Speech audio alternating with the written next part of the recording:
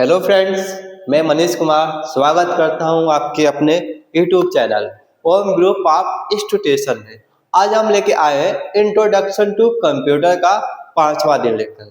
चलिए आइए शुरू करते हैं टाइप्स ऑफ सिस्टम सॉफ्टवेयर। यहाँ तक आपका हो गया था। देखते हैं सिस्टम सॉफ्टवेयर के प्रकार कि कितने इसके प्रकार होते हैं। सिस्टम सॉफ्टवेयर वह प्रोग्राम होता है जो कंप्यूटर हार्डवेयर और यूजर के बीच इंटरफेस प्रदान करता है। क्या है? सिस्टम सॉफ्टवेयर वह प्रोग्राम और होता है जो कंप्यूटर हार्डवेयर और यूजर के बीच इंटरफेस प्रदान करता है। ठीक है। एप्लीकेशन सॉफ्टवेयर के लिए प्लेटफॉर्म उपलब्ध कराता है और इसके प्रमुख प्रकार निम्नलिखित हैं। तो सिस्टम सॉफ्टवेयर क्या होता है? सिस्टम सॉफ्टवेयर एक ऐसा प्रोग्राम होता है जो हार्डवेयर और यूजर के बीच यूजर के बीच इंटरफेस प्रदान करता है। क्या हो जाएगा? मेरा सिस्टम सॉफ्टवेयर हो जाएगा। और इसके प्रकार कितने निम्नलिखित हैं। आइए देखते हैं कौन कौन सा है। पहला आपका है ऑपरेटिंग सिस्टम। ऑपरेटिंग सिस्टम क्या होता है? आइए देखते हैं। ऑपरेटिंग सिस्टम एक प्रकार का सिस्टम सॉफ्टवेयर है। ठीक है। और इसके मुख्य क्या है? यूजर और हार्डवेयर के बीच संवाद स्थापित करना। क्या यूजर और हार्डवेयर के बीच संवाद स्थापित करना। एप्लीकेशन सॉफ्टवेयर के लिए प्लेटफॉर्म प्रदान करना, हार्डवेयर को नियंत्रण करना और कंप्यूटर को संचालित करना। ठीक है। ये आपके ऑपरेटिंग सिस्टम के हो गए, जैसे आपका विंडो, लाइनेक्स, मैक ओएस। ये आपके क्या है? ऑपरेटिंग सिस्टम है। ठीक है। आइए देखते हैं असेंबलर। असेंबलर क्या होता है? असेंबलर एक सिस्टम सॉफ्टवेयर और ट्रांसलेटर है। ठीक है। असेंबलर क्या है? असेंबलर एक सिस्टम सॉफ्टवेयर और ट्रांसलेटर है। ट्रांसलेटर मतलब यह किसी प्रोग्राम को ट्रांसलेट करता है, उसको आपको लैंग्वेज में प्रदान करता है। जैसे ये क्या करेगा? असेंबली लैंग्वेज में लिखे गए प्रोग्राम को मशीनी लैंग्वेज में बदलना है। इसका मेन काम क्या है? किसी भी प्रोग्राम को वह कन्वर्ट कर आपकी लैंग्वेज में प्रदान करता है, मशीनी लैंग्वेज में प्रदान करता है, जिससे आप खुद समझ सके प्रोग्राम को। ठीक है। मेरा क्या हो जाएगा? यह असेंबलर हो जाएगा। ठीक। असेंबली लैंग्वेज में लिखे गए प्रोग्राम को मशीन लैंग्वेज में बदलना, मशीन लैंग्वेज को फिर से असेंबली लैंग्वेज में बदलना। आइए इसके देखते हैं उपयोग। असेंबली लैंग्वेज प्रोग्राम को कंप्यूटर द्वारा समझने योग्य बनाने के लिए इसका यूज किया जाता है। आइए देखते हैं कंपाइलर। कंपाइलर क्या होता है?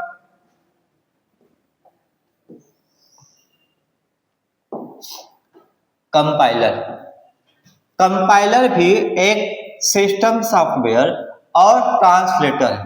इसका मुख्य कार्य देखते हैं। यह उच्च स्तरीय भाषा को प्रोग्राम को मशीन लैंग्वेज में बदलता है। मतलब कंपाइलर क्या होता है? कंपाइलर एक ऑपरेटिंग सिस्टम और एक ट्रांसलेटर है। ट्रांसलेटर जैसे आपका उस हाई लेवल लैंग्वेज को मशीन लेवल लैंग्वेज में कन्वर्ट करता है, जिससे हम प्रोग्राम को समझ सकते हैं। ठीक है। क्या करता है? कंपाइलर हाई लेवल लैंग्वेज को मशीनी लेवल लैंग्वेज में कन्वर्ट करता है। आइए इसकी विशेषता देखते हैं। इसकी क्या क्या विशेषता है?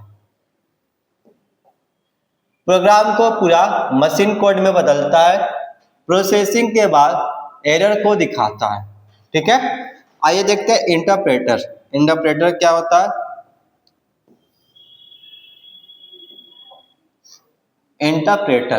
इंटरप्रेटर भी एक सिस्टम सॉफ्टवेयर और ट्रांसलेटर है। यह क्या करता है? उच्च स्तरीय भाषा को line by line machine language में बदलता है और प्रत्येक लाइन को प्रोसेस करते ही रिजल्ट दिखाता है।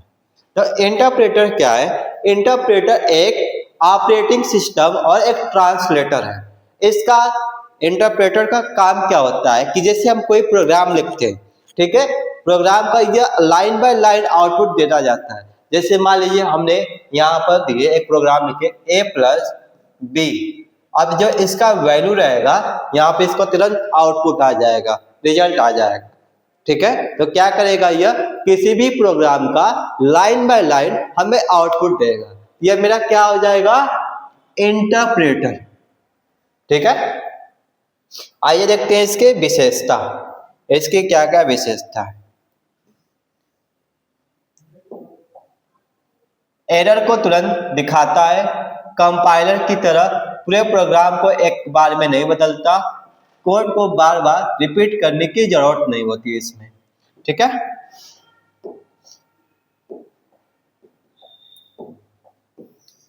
आइए देखते हैं, एक दूसरे से कंपेयर करते हैं इसको। ऑपरेटिंग सिस्टम क्या हार्डवेयर को नियंत्रित करता है और यूजर इंटरफेस, ठीक। असेंबलर क्या करेगा, मशीन लैंग्वेज में कन्वर्ट करेगा पूरे प्रोग्राम को कंपाइल करने के बाद। यह क्या, कंपाइलर क्या करेगा, हाई लेवल लैंग्वेज को मशीनी लैंग्वेज में कन्वर्ट करेगा पूरे प्रोग्राम को कंपाइलर करने के बाद, ठीक है। इंटरप्रेटर या हाई लेवल लैंग्वेज को मशीनी लैंग्वेज में लाइन बाय लाइन तुरंत इसका आउटपुट हमें देता जाएगा, ठीक है। आइए देखते हैं यूटिलिटी सॉफ्टवेयर। यूटिलिटी सॉफ्टवेयर क्या होता है, आइए देखें। यूटिलिटी सॉफ्टवेयर एक प्रकार का सिस्टम सॉफ्टवेयर होता है जिसका मुख्य उद्देश्य कंप्यूटर को कॉन्फ़िगर, विश्लेषण, ऑप्टिमाइज और मेंटेन करना है। सिस्टम सॉफ्टवेयर का मुख्य काम क्या है, यह कॉन्फ़िगर, विश्लेषण और ऑप्टिमाइज और कंप्यूटर को मेंटेन करना होता है, ठीक है। यह सॉफ्टवेयर कंप्यूटर के प्रदर्शन और सुरक्षा को बेहतर बनाने में मदद करता है, ठीक है। आइए देखते हैं यूटिलिटी सॉफ्टवेयर के कार्य कि इसके क्या कार्य होते हैं। देखिए यूटिलिटी सॉफ्टवेयर के कार्य, पहला आपका डिस्क डिफ्रेगमेंटेशन। यह क्या होता है, यह हार्ड डिस्क पर डेटा को व्यवस्थित करता है। क्या करता है, यह हार्ड डिस्क पर डेटा को व्यवस्थित करता है जिससे कंप्यूटर तेज चले। क्या करेगा, डिफ्रेगमेंटेशन क्या करेगा, यह हार्ड डिस्क को व्यवस्थित करता है जिससे हमारा कंप्यूटर क्या होगा, तेज चलेगा, ठीक है। उसके बाद आपका है डिस्क क्लीनअप। डिस्क क्लीनअप क्या होता है, यह अनावश्यक फाइलें हटाकर डिस्क की जगह खाली करता है। यह क्या करेगा, मान लीजिए मेरे कंप्यूटर में बहुत ज्यादा फाइलें है तो इसका काम है अनावश्यक फाइलों को हटाकर हमारे डिस्क की जगह को खाली करता है, ठीक है। इसके बाद एंटीवायरस क्या होता है, आइए देखते हैं। कंप्यूटर को वायरस और मालवेयर से सुरक्षित रखता है। एंटीवायरस क्या करता है, कंप्यूटर को वायरस और मालवेयर से हमारे सिस्टम को बचाता है। इसके बाद आपका है डिस्क मैनेजमेंट। डिस्क मैनेजमेंट क्या होता है, हार्ड डिस्क के विभाजन और स्टोरेज को नियंत्रित करता है। क्या करता है, डिस्क मैनेजमेंट हार्ड डिस्क के विभाजन और स्टोरेज को नियंत्रित करता है, ठीक है। आइए देखते हैं रिसोर्स मॉनिटर। रिसोर्स मॉनिटर क्या करता है, कंप्यूटर के हार्डवेयर, सॉफ्टवेयर, संसाधनों का उपयोग करता है। क्या करता है, कंप्यूटर के हार्डवेयर और सॉफ्टवेयर संसाधनों का यह उपयोग करता है, ठीक है। आइए इसकी विशेषता देखते हैं, क्या इसकी विशेषता है।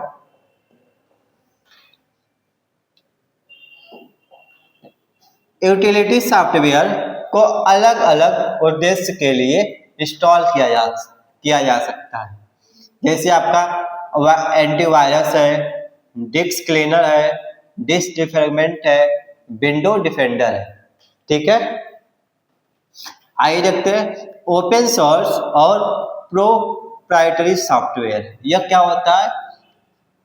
कंप्यूटर सॉफ्टवेयर को दो मुख्य प्रकार में बांटा जा सकता है। पहला होता है ओपन सोर्स सॉफ्टवेयर। यह होता क्या है, आइए देखते हैं ओपन सोर्स सॉफ्टवेयर।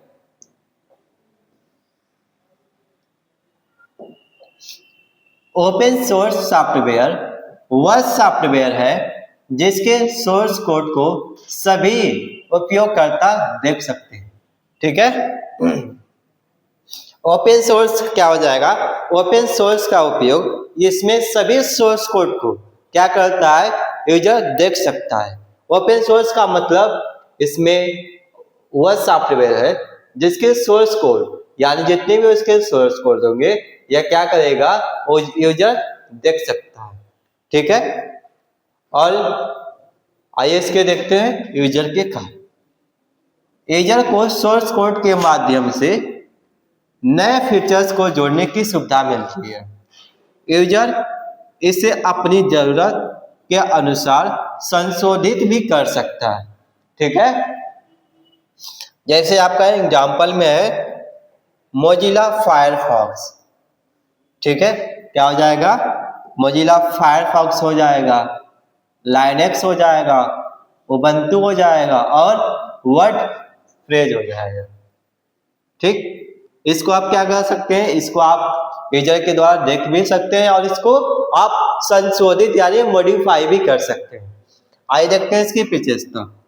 यह फ्री और निःशुल्क उपलब्ध कराता है, उपयोगकर्ता संशोधन कर सकता है और यह क्या करेगा? सामुदायिक विकास में योगदान भी आपको देगा। प्रोप्राइटरी सॉफ्टवेयर क्या होता है, ये देखते हैं। प्रोप्राइटरी सॉफ्टवेयर वह सॉफ्टवेयर है जो एक विशेष कंपनी या व्यक्ति के स्वामित्व में होता है। ठीक है, प्रोप्राइटरी सॉफ्टवेयर क्या होता है? किसी एक व्यक्ति या कंपनी के स्वामित्व में होता है, तो मेरा क्या हो जाएगा? प्रोप्राइटरी सॉफ्टवेयर हो जाएगा। ठीक है, किसी एक व्यक्ति द्वारा या किसी एक कंपनी जो इसकी मालिक होती है वही मेरा प्रोप्राइटरी सॉफ्टवेयर होता है। आइए देखते हैं इसका कार्य क्या होता है, इसका यूज देखते हैं। इसे उपयोग करने के लिए खरीदा या लाइसेंस लेना आवश्यक होता है। ठीक है, और कोई भी व्यक्ति इसे कॉपी या संशोधित नहीं कर सकता है। अगर उपयोगकर्ता इसे खरीदना चाहता है तो केवल स्वामित्व वाले द्वारा अनुमति दी जाती है। ठीक है, जैसे मान लीजिए आपका एडोब फोटोशॉप, इसको हम क्या कर सकते हैं? इसको हम इसका लाइसेंस ले सकते हैं। कोरल ड्रा, इसका भी हम लाइसेंस परचेज कर सकते हैं।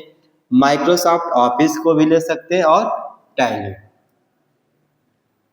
विशेषता देखते हैं, इसमें आपका मालिकाना हक सुरक्षित रहेगा। उपयोगकर्ता बिना अनुमति संशोधन या वितरण नहीं कर सकता है। अक्सर शुल्क आधारित यह होता है। ठीक है, यानी हमेशा इसको आपको परचेज करना पड़ता है। आइए देखते हैं मोबाइल एप्लीकेशन। मोबाइल एप्लीकेशन क्या होते हैं? मोबाइल एप्लीकेशन वह सॉफ्टवेयर है जो मोबाइल डिवाइस जैसे स्मार्टफोन, टैबलेट, आईफोन, आईपैड आदि के लिए विकसित किया जाता है। यानी मोबाइल एप्लीकेशन क्या होते हैं?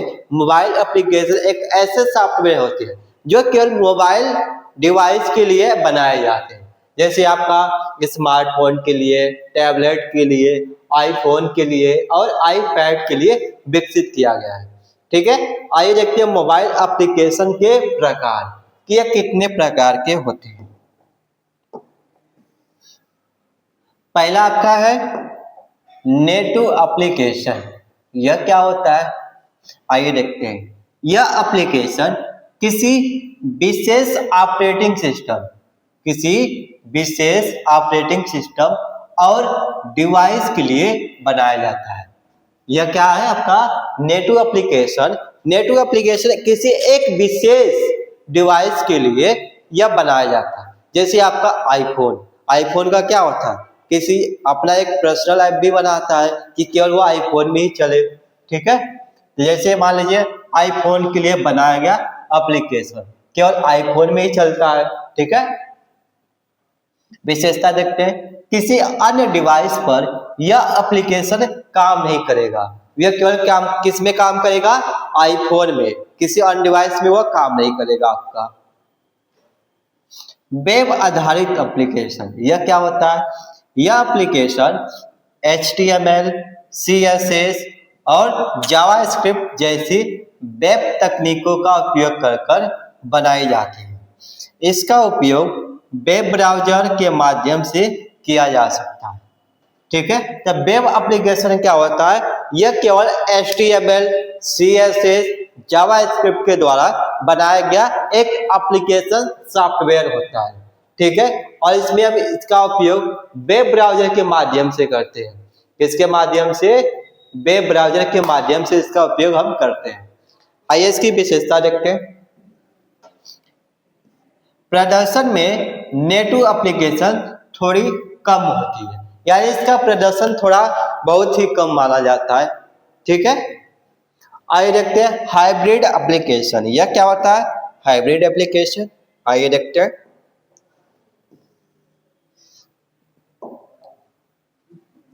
हाइब्रिड एप्लीकेशन, यह एप्लीकेशन कई मोबाइल प्लेटफॉर्म और डिवाइस पर काम करता है। यह एप्लीकेशन वेब तकनीकों का उपयोग करती है और एक ही कोड में मल्टी डिवाइस कैपेबिलिटी प्रदान करता है।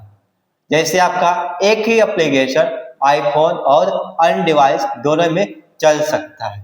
हाइब्रिड एप्लीकेशन क्या होता है, हाइब्रिड एप्लीकेशन एक ऐसा एप्लीकेशन होता है जो मल्टी डिवाइस में आपका काम करता है। जैसे आपका वह आईफोन में भी चल जाए और एंड्रॉयड में चल जाए। जैसे मान लीजिए आपका टेलीग्राम, टेलीग्राम क्या एक हाइब्रिड एप्लीकेशन है, वह आपका आईफोन में भी चलेगा, आपका मोबाइल डिवाइस में भी चलेगा, आप अपने पीसी में भी इसको चला सकते हैं। ठीक है, तो मेरा क्या हो जाएगा, हाइब्रिड एप्लीकेशन हो जाएगा। जैसे हाइब्रिड एप्लीकेशन के एग्जांपल आपका पहला WhatsApp, Facebook, Gmail, Snapchat, Instagram, Twitter, YouTube, Chrome. आप इसको क्या कर सकते हैं, किसी भी डिवाइस पे इसको आप चला सकते हैं, चाहे iOS का डिवाइस हो चाहे आप एंड्रॉयड का हो। ठीक है, ठीक है, इसके आगे हम नेक्स्ट लेके आएंगे। अगर आपको यह वीडियो पसंद आए, वीडियो को लाइक, सब्सक्राइब और चैनल को फॉलो कर लीजिए। ठीक है, थैंक यू।